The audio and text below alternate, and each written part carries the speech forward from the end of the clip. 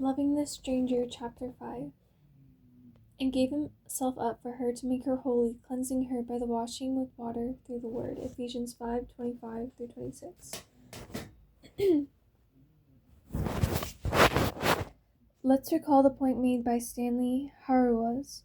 We never know whom we marry, we just think we do. Or even if we first marry the right person, just give it a while, and he or she will change. For marriage, being the enormous thing it is, means we are not the same person after we have entered it. The primary problem is learning how to love and care for the stranger to whom you find yourself married. Hauerwas' realism rings true to people who have been married for a long time. Marriage changes us. Having children changes us. A career switch changes us. Age changes us. On top of everything else, marriage brings out and reveals traits in you that were there all along, but were hidden from everyone, including you. But now they are all seen by your spouse. Most people enter marriage through that in-love experience, and as its peak, it is euphoric. Two people can become almost obsessed with each other. Marriage counselor and author Gary Chapman argues that the in-love phase, which he believes usually lasts several months to 2 years, includes the illusion that the beloved is perfect in every aspect that matters. Describing one of his counselees, Jen, he writes, her best friend could see the flaws in her fiancé. It bothers her how he talks to Jen sometimes, but Jen won't listen. Her mother, noting the young man seems unable to hold a steady job, keeps her concerns to herself but asks polite questions about Ryan's plan. Chapman goes on to describe the condition. Of course, we are not totally naive. We know that intellectually that we will eventually have differences, but we are certain that we will quickly reach agreement. We are caught up in the beauty and charm of the other's personality. Our love is the most wonderful thing we have experienced. We observe the same married couples seem to have lost the feeling, but it will never happen to us. Maybe they didn't have the real thing, we reason. The in-love experience passes when the flaws in the other person come home to us. Things that seemed small and inconsequential now loom large. We begin to feel that we did not really know the person after all, and this presents us with the challenge of loving a person who, at the moment, seems in large part a stranger, not the person you remember marrying. When this happens, people respond in a number of different ways. If your purpose in marriage was to acquire a soulmate, a person who would not change you and would supportively help you reach your life goals, then this particular reality of marriage will be deeply disorienting. You wake up to the realization that your marriage will take a huge investment of time just to make it work. Just as distressing will be the discovery that your spouse finds you a stranger and has begun to confront you with a list of serious shortcomings. Your first response will be to tell yourself, you made a bad choice and failed to find someone truly compatible. What if, however, you began your marriage understanding its purpose as spiritual friendship?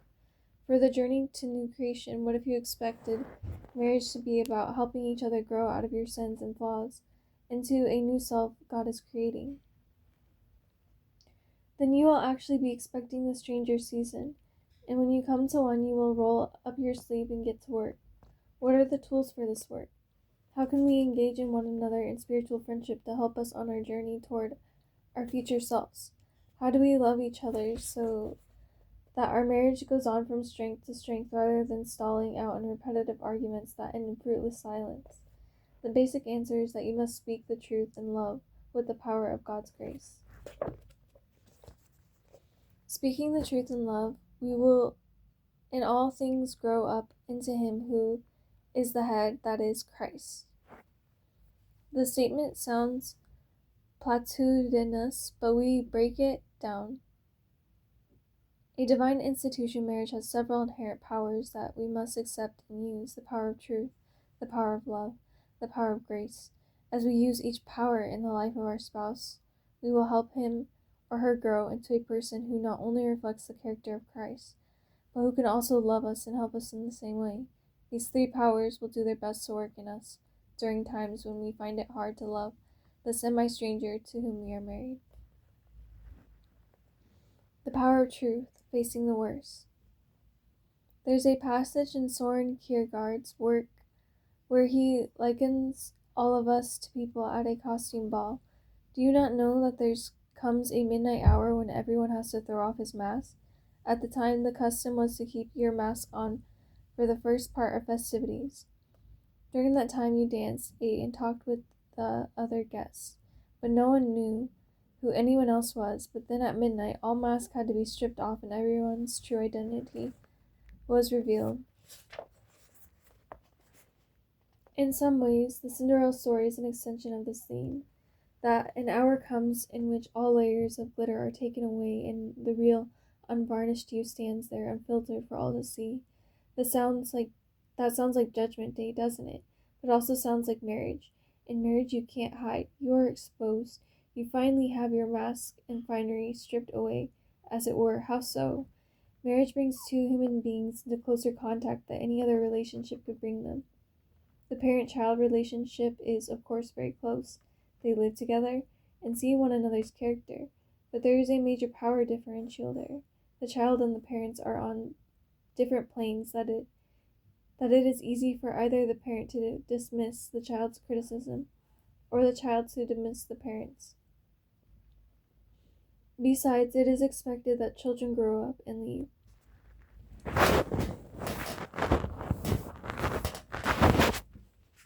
Marriage is also a more inescapable relationship than cohabitation. When unmarried people live together, they certainly see one another up close, but each party knows that the other one does not have the same claims on him or her that would be true if they were married. They don't merge their entire lives socially, economically, legally, and so either one can walk away with relatively few complications if they don't like what they are being told. Marriage is different from these others. The merged life of marriage brings you into the closet, most inescapable contact with another person possible. And that means not only that you see each other close up, but that you are forced to deal with the flaws and sins of one another. What are the flaws that your spouse will see? You may be a fearful person with a tendency towards great anxiety. You may be a proud person with a tendency to be opinionated and selfish. You may be an inflexible person with a tendency to be demanding and sulky if you don't get your way. You may be an abrasive or harsh person who people tend to respect more than they love. You may be an undisciplined person with a tendency to be unreliable and disorganized. You may be an oblivious person who tends to be distracted, insensitive, and unaware of how you come across to others. You may be a perfectionist with a tendency to be judgmental and critical of others and also to get down on yourself. You may be an impatient, irritable person with a tendency to hold grudges or to lose your temper too often. You may be a highly independent person who does not like to be responsible for the needs of others, who dislikes having to make joint decisions, and who most definitely hates to ask for any help yourself.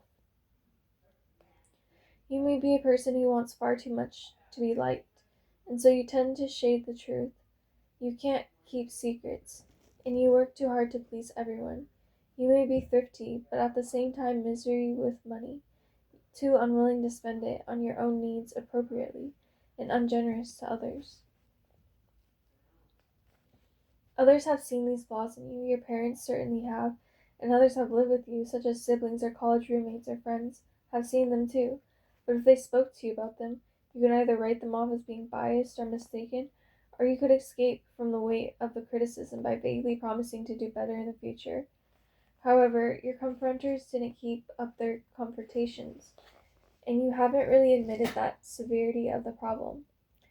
The reason was that the flaw did not pose the same kind of problem for them as it will for your spouse.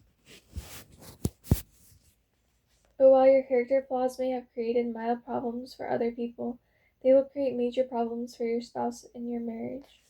For example, a tendency to hold grudges could be a problem within friendships.